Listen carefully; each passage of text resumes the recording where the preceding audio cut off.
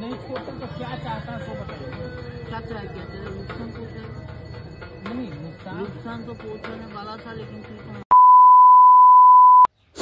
Hey guys চলে আসলাম তো চলো hey guys welcome back to my channel. তো তোমরা কেমন আছো? আয়ুষ ভালো আছো আর আমি খুব ভালো আছি। তো তোমরা আগের ভিডিওতে দেখলে যে আমি তারাপীঠে গেছি পুজো দিয়ে এসে ঘরে একটা কেক কাটলাম মজার ছলে। তো তারপরে আমরা চলে এসেছি খেতে। আর আমার না সত্যি কথা মনে থাকছিল না, কারণ এত হাসাহাসি হচ্ছিল যে ভিডিও তোলার কথা। তো আমরা খেতে চলে এসেছি আর আমরা বেশ নিরামিষ থালি অর্ডার করেছি। তো থালিতে কী কী ছিল তোমাদের দেখাই। থালিতে ছিল হচ্ছে এখানে ফুলকপি আলু ছিম দিয়ে একটা তরকারি, পাঁপড় ভাজা, আলু ভাজা, ডাল আর আলু পোস্ত।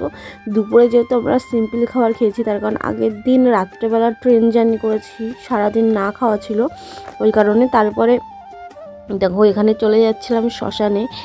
আর শ্মশানে গিয়ে মেন উদ্দেশ্য ছিল আমার সে ছাই মাখা সাধুকে দেখার, কিন্তু একটা সাধুকে দেখেছি আর একটা সাধুকে দেখতে পাইনি। তো যাই হোক, আর এখানে দেখো কাঁসা পিতলার ওই মা তারা মানে মা তারার মূর্তিটা দেখো। আমার যদি বাড়ি এখানে হতো না, আমি সত্যি বলছি আমি কিন্তু নিয়ে আসতাম, কিন্তু আমার তো অত দূর থেকে নিয়ে আসার কোনো পরিস্থিতি নেই ওই কারণে। আর আমাকে কেমন লাগছে অবশ্যই কিন্তু কমেন্ট করে জানো। আর ওখানে না ধূপকাঠি, আমি তোমাদের একটা কথা বলি, কেউ যদি তারাপীঠে যাও তোমরা বাড়ি থেকে ধূপকাঠিটা না কিনে নিয়ে যেও, তার কারণ ওখানে 2 কি 3টে কাঠি হচ্ছে 5 টাকা 10 টাকা, ঠিক আছে। এবার ওখানে তো যেহেতু অনেক ধূপকাঠি ধরাতে হয়, সেই কারণে আমি বলবো যে এখান থেকে যেসব পাইকারি দোকানে যেসব বান্ডেলগুলো বিক্রি হয় ধূপকাঠি, সেইগুলো কিনে নিয়ে যাওয়াই বেটার আমার মনে হয়। তো আমিও নিয়ে গেছিলাম। আর এখানে দেখো শ্মশানে ঢুকতে এখানে হচ্ছে ওদের একটা অনুষ্ঠান হচ্ছিলো, যেহেতু পৌষ মাসে, আমি শুনেছি পৌষ মাসে নাকি শান্তিনিকেতন, বোলপুর, তারাপীঠে এইসব জায়গায় নাকি ভিড় হয়। তো সেই কারণে আর আমি শ্মশানের পাশে যাচ্ছিলাম। আমার না শ্মশানে ঢোকার সাথে সাথে না কেমন একটা ভয় ভয় লাগছিল। তো তোমাদেরকে একটা ক্লিপ শোনায় দেখো। भी है लेकिन कुछ परेशानी है, हर जगह तो मैं खाली नहीं रहेगा।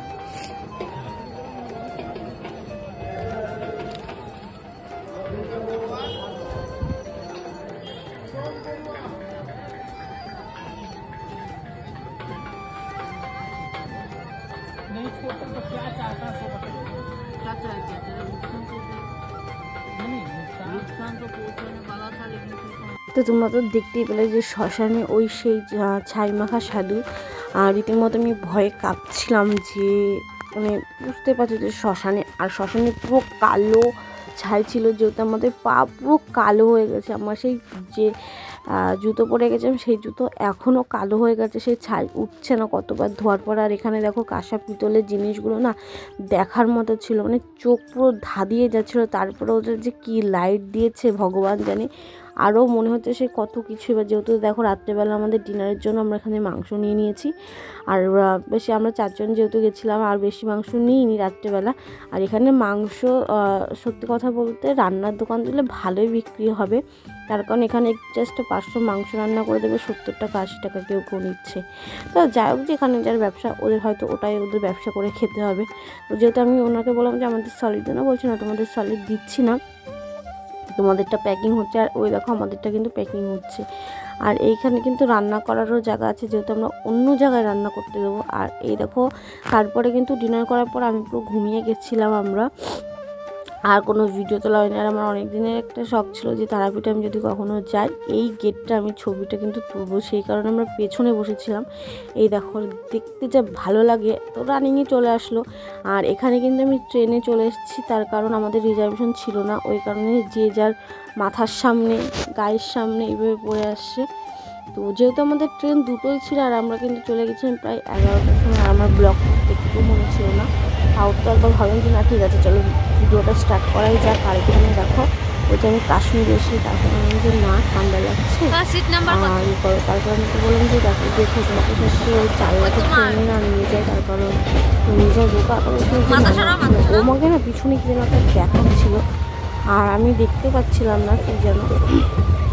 তো যাই হোক, আর ভিডিওগুলো কেমন লাগলো তোমাদের সাথে শেয়ার করলাম, অবশ্যই কিন্তু কমেন্ট করে জানো। আর তোমাদেরকে একটা কথা শেয়ার করি, এতদিন আমি ভিডিও পোস্ট করিনি, তার কারণ আমার ইউটিউবটা একটা প্রবলেম হয়েছিল, আমার মনিটাইজ সব কিছু বন্ধ হয়ে হঠাৎ করে বন্ধ হয়ে গেছিলো, কোনো রেসপন্স পাচ্ছিলাম না আমি, সেই কারণে ভিডিও করা বন্ধ করে দিয়েছিলাম আমি। তো একটু ব্যস্তও ছিলাম। আর আরেকটা কথা, এই যে প্রবলেমটা, এমন কোনো লোক নেই, মানে আমাদের চেনাশোনা এমন কোনো লোক নেই যে আমি তাকে বলিনি যে আমি তাদের সাথে ভিডিও করি, এমন কাউকে বলিনি যে এটি ঠিক করে দেওয়ার কথা। সবাই বলছে হ্যাঁ হ্যাঁ দেবো দেবো দেবো, কিন্তু হ্যাঁ সুবীর আমাকে বলেছিল, যে তোমরা সুবীরকে সবাই চেনো, ও বলেছিল যে হ্যাঁ দিদি ঠিক করে দেবো, তুমি এসো তালতলাতে ঠিক করে দেবো।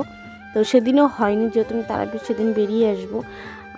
তো সেই ঠিক আছে চলো, যার যার প্রবলেম সে সেই সলভ করুক, আর আমার প্রবলেমটা আমি নিজেই সলভ করেছি। হ্যাঁ আর একটা ভাই ছিল, ও হেল্প করেছিল বলে আমি সলভটা করতে পেরেছি। আর আরেকটা কথা, এই যে তোমরা দেখো না যে কত ভালো ভিডিও, আমি নাম বলছি না, আমার খুব খারাপ লাগলো যে ভাই আমিও তো তোদের সাথে ভিডিও করতাম, এইটুকু তোরা পারতিস না আমার একটুখানি প্রবলেমটা সলভ করে দিতে। যাই হোক, কেউ কারোর প্রবলেম সলভ করেনি, তো ঠিক আছে। মেন কথা যেটা হচ্ছে, লোকে জিনিসগুলো করে দেয়, মানে লোকের জিনিস নিয়ে নিজের জিনিস না বলাই বেটার। আমি লোকের কাছ থেকে নিয়ে আমি নিজের জিনিস বলছি, হ্যাঁ এটা আমার। আর ওই বাড়িটা দেখো এত সুন্দর না, সেই ঠাকুমার ঝুলিতে যেসব কী বলে ওটাকে, যাই হোক ভুলে গেছি এখন, সেই ছোট্ট ঠাকুমার ঝুলিতে কার্টুনে যেসব সিনগুলো হয় না, যেসব সিনারিগুলো, সেই সবই আমার মনে হয় ওইখানটা। আর এখানে বেশিরভাগ কিন্তু লাল মাটি ছিল, ঠিক আছে। আর কোন স্টেশন ঢুকছে আমি জানি না, আর এদিকে একজনের সাথে ঝামেলা বেঁধে গেছিলো বলে আমার ক্যামেরাটা এরকম। আর মানে ঝামেলা বলতে আমাকে বলছে তোমার কিন্তু ফোনটা নিয়ে যাবে, আমি বলছি ফাঁকা মাঠের মধ্যে কে ফোন নিয়ে যাবে, সেই নিয়ে একটা ঝামেলা শুরু হয়ে গেছিলো। তো চলো নৈহাটি নেমে তারপর তোমাদের সাথে কথা হচ্ছে। নেমে গেছি এখন যাই বড় মাছ, যাওয়া যাওয়া